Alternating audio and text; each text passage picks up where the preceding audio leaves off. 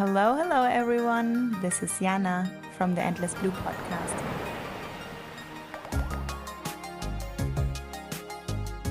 We explore the benefits of diving into the ocean and into yourself.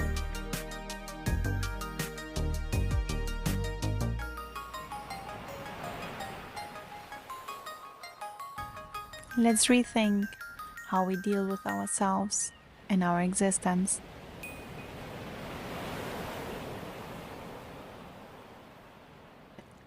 Hello. Good morning, everyone. Hope you're fine. Thank you so much for listening. It's really such an honor to have you. And like always, I would like to start this podcast episode with a moment to breathe. So, wherever you are, if you can, take 3 full and deep breaths in and out. And let go of everything what you don't need just in this one specific moment. One more in and out. In and out.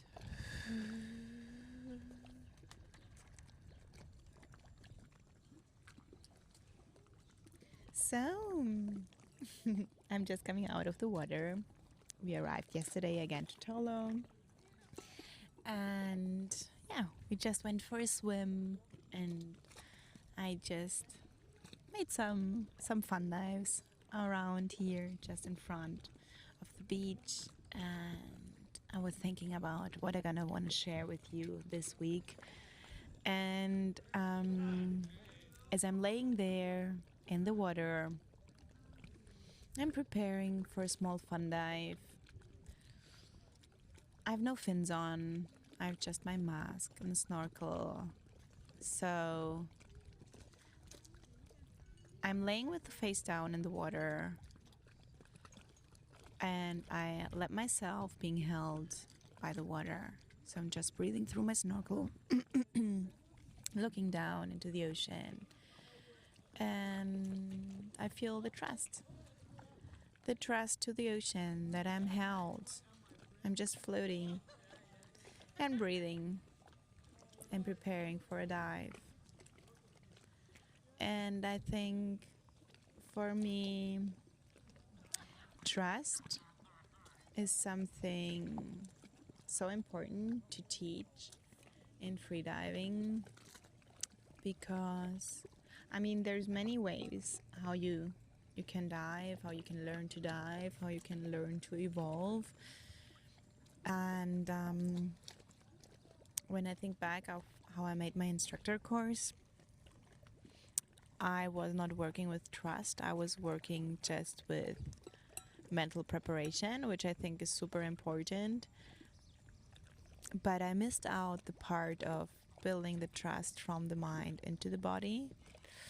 And I was just like visualizing, sitting at home, visualizing my dives over and over again. And I made my freediving instructor in Portugal, where conditions are super challenging, so you don't have so many days to dive deep. And so I had to make quite big jumps to dive deeper and quite few opportunities to accomplish my dives. There you have some meters less because of the harsh conditions. But still, it was like a jump from like 30-meter dive to 37. And it was like, okay, today's your day and you're gonna dive. And I had a lot of days, of course, shallow diving, and I made a lot of FRCs and stuff like that. But I was just very focused on the mental part of the preparation. And I'm very stubborn. I'm a Capricorn, so I'm very good at pushing through things. But that doesn't mean it's good for myself. And so, since I changed a little bit my style of diving for myself, my coaching, my teachings, I feel it's a much more holistic way of diving and a much more sustainable way of growth. Because I think the one, if you, or at least it's my case, if I push through something, I can achieve it like in the moment, but the trust is like missing out on the long part. So now I'm trying, especially for my students, to give them the possibility to grow in a more natural way and to build trust in the body. And I have a very nice story from a girl. She was making a beginner course with me, the level 2 course, where you have to make like minimum 12 meters, max 20. And I remember the first day we did was a dive close to shore, was nice visibility, and she was really super easy and had no problem with diving at all. And then the next day we went out with the boat, and it was a spot where you couldn't see the floor of the ocean, and you could see in her face she just got scared. I mean, it was pretty dark. You could see like maybe like 5 meters down the rope, and then it was just like this greenish, bluish, dark color, which Portugal sometimes has. And yeah, and I mean, I could have told her to just like push through her dives, and she could like ignore any like mental doubts which are coming up in her mind, or I could leave her space to explore herself and her body and see if she feels ready to make a deeper dive. So what I did was just to tell her to dive as deep as she feels comfortable. And I mean as deep as she feels comfortable, literally to go down and see if there's any doubt in the body or in the mind. And then when she feels like a sensation of doubt, physically or mentally, that she just stops. And that she stays exactly where she is at the rope.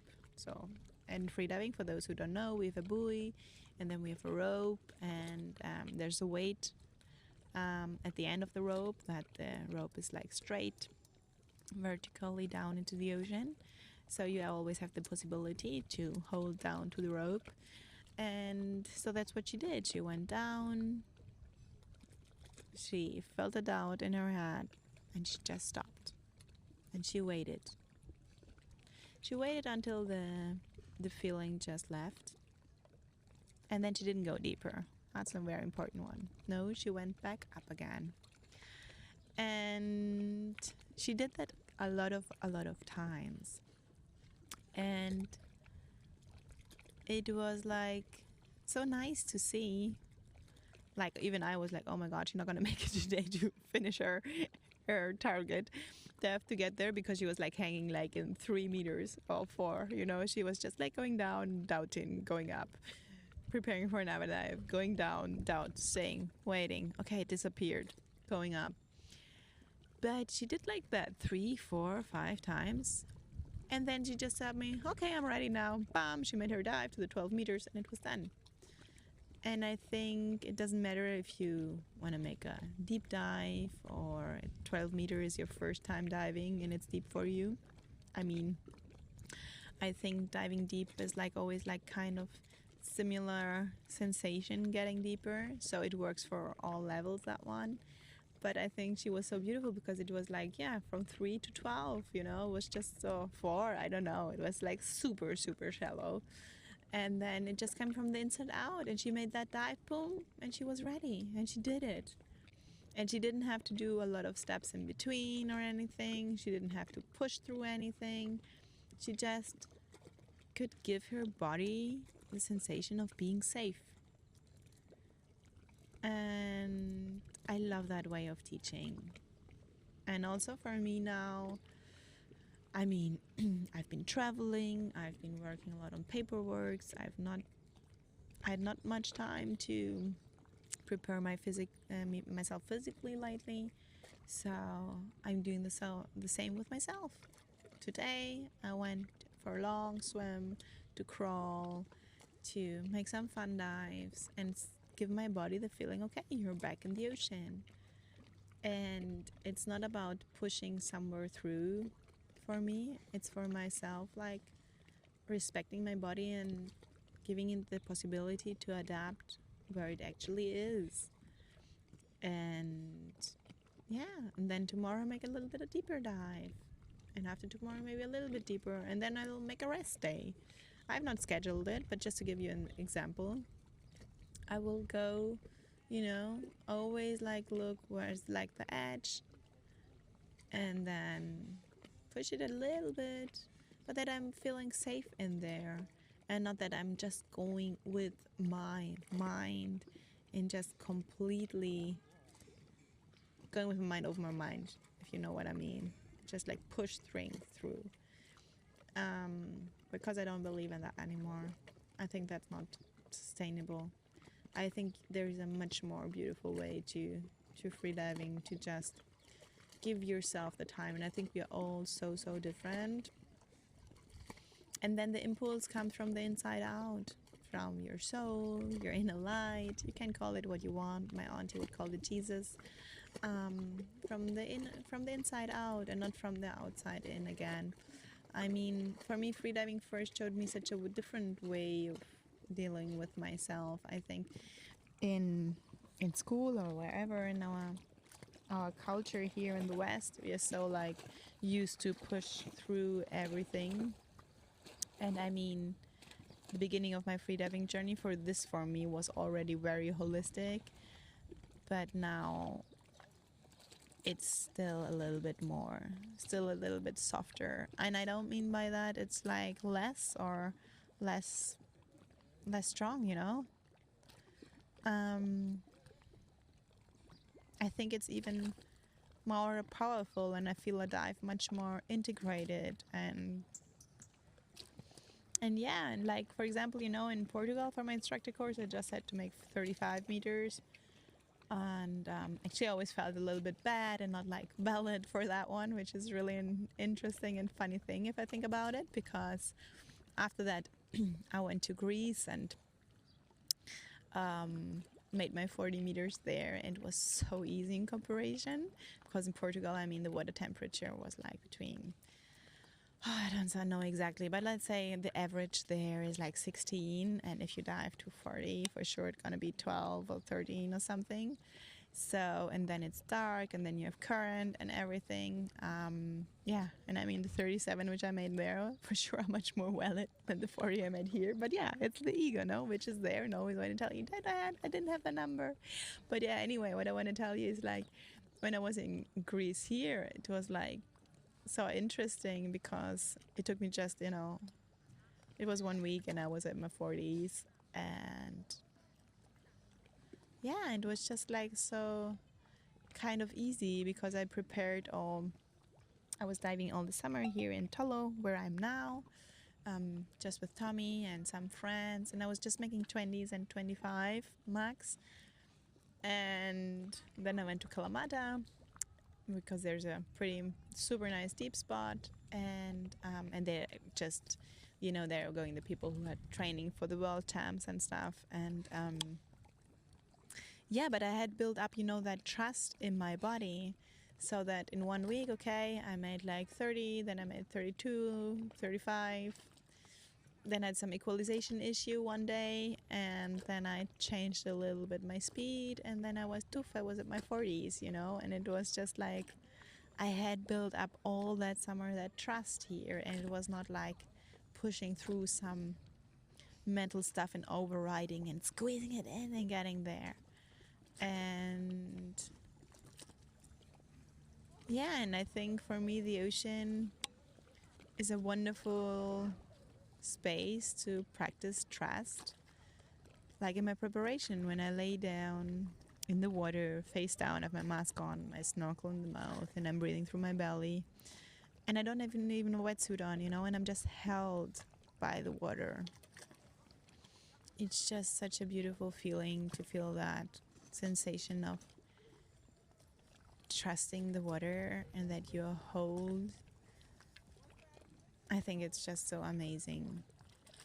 And if you make it more spiritual, you can always say, of course, it's like trusting life, you know, and you're held by life. And I think sometimes I get scared of life, and when I'm getting back in the water, it remembers me that everything is fine and life's gonna have me. And yeah, that for me is like, that's why I think freediving for me and the ocean is just so much more than just a sport or just a touristic project. A friend of me told me, yeah, you're just doing tourism. And I thought, like, no, I'm not. I didn't say in the moment because I was just like, am I doing tourism? Yeah, of course. I mean, I certified a lot of freedivers, especially in Portugal. I was just doing courses one after the other. But even there during courses, I mean, so many people I had last summer, or we had with Tommy, were just like going through so much interior growth, so much learning to trust themselves and the ocean. And yeah, and for me, freediving is exactly that. Like, really turning your view inside and seeing who you truly are. And if you see who you truly are, I think for most of the people I met or I was teaching the last years, they're always like thinking they can do less than they really can. And of course, I mean that in to freediving, but not also to only to freediving. I mean that in so many areas of life. I have friends which are great musicians, which don't go out. I have so many people saying which don't live their life to their full potential. And I mean, in water, it's just so beautiful because you have that, yeah, that mirror which always shows you exactly where you are. I think the ocean is like, Sarah Campbell always called it the poor truth. And it's the truth. If you're like stressed and tense, you're not going anywhere. If you are relaxed, you're much more probable to dive deeper. And if you're trusting yourself, that's where the magic happens. But I think we have to build up that trust again because a lot of us lost it. I mean, I was a child which had a lot of trust in herself. I grew up close to the ocean. I was climbing up trees. I have a big brother who always took me to his adventures. He's 3 years older, and he's very sportive, so he was always on trees and swimming and this and diving and whatever. And I mean, I was a small sister, and I was always trying to keep up with them. That's why I was like always like all over like scars and everything. But I, I tried to keep my best. But I remember I had always that kind of feeling of trust in myself, and I knew where my limits were. And then getting back to Germany, I just overcame a lot of those limits and was treating my body like mine very poorly. And it was just freediving which brought me back to reconnect with myself and build up that trust. And yeah, and it's something I'm really, really passionate about. And I think if you know me, I always love to speak about that because for me, freediving is much more than just a sport. It's something where you learn so much for everyday life. And yeah, I hope really that people who learn to freedive take those techniques on firm land and be a better person, be a better family member, better community member, because it's just so, yeah, it's just that mirror. You can't win against the ocean. You just can flow with it, you know. Also in surfing, it's just you can surf the waves, but you can't control them. And Yeah, having that said, um, I'm super happy this year I'm here at so calm and warm waters, which is for me really, really special because the last years I was in Portugal, which I really love, but the water conditions are just sometimes so rough and dark, and this time it's blue and calm and warm. And yeah, and I'm going to do a wonderful retreat and already a one-to-one coaching here in the ocean and integrating much more that holistic approach which I'm talking about. Um, and it's really a smooth way to grow. And yeah, and if you're looking for a different kind of freediving retreat which has like a super beautiful holistic approach, you're gonna work a lot with meditation and breathing and also underwater photography, of course, which I love, to show you who you truly are. I think photography is a beautiful tool to, yeah, it's also like people call it a therapeutical tool to see who you truly are. Sometimes you take a picture from yourself and it's like, wow, okay, I did that. That was me. Or that is me, right? And we'll have a lot of rest days also. So where I truly believe that growth happens in rest and it's in integrating in the body.